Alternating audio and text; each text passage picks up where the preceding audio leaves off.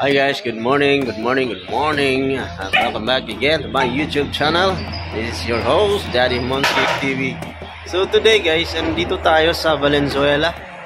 So, pumasyal tayo dito para dalawin ang ating mga mahal sa buhay. So pag ganitong mga occasion guys, ay pupunta tayo sa mga palengke.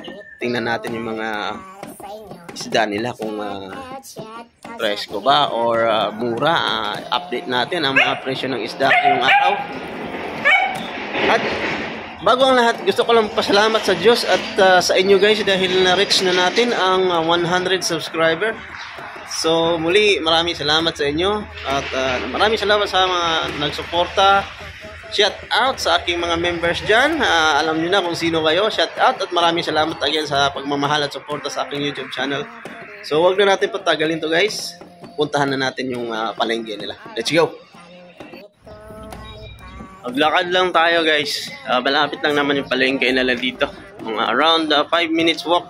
Nandun na tayo. Ayan guys, malapit lang dito yung palengke. Kunting kembot na lang. Dito na tayo guys. Dito na tayo sa palengke ng Valenzuela.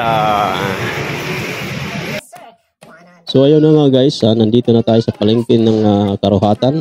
Kikita nyo mga bangos na yan. Napaka-presko, tsaka ang lalaki ng bangos na yan guys. Ang kagandahan lang dito sa palengke na to guys, dahil di mo na kailangan magtanong kung magkano ang kilo. So may mga na siya, mga price na yan nakalagay na. So di mo na kailangang magtanong pa sa tindero kung magkano ang kilo. Ayan, meron silang kumpano, 230 ang kalahati. Meron din silang matambaka, ayan.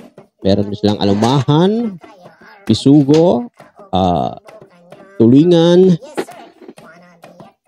at marami pang iba. Ayan. Meron din silang salay-salay at maya-maya na sa tabang. Dito, meron silang mga shells tulad ng kuhol at may suso.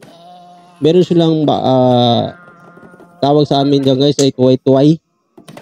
Meron din silang seaweeds. Kung mahilig kayo dyan sa shells, meron din silang tahong. Ayan, kalahati ay 50. Ayan, paborito din na nating binibili yan guys. Ayan, meron din silang pusit, 230 ang kalahati. So, presko pa naman yan guys. Lahat ng panin nila ay presko pa. Ayan, lalong-lalo na yung mga bangos na yun guys. Napakasarap yan, napakasarap ihaw at isigang. So, dito sa kabila, ayan, meron din silang bisugo again at hasa-hasa. Ayan, maraming salamat po sa inyong panunood.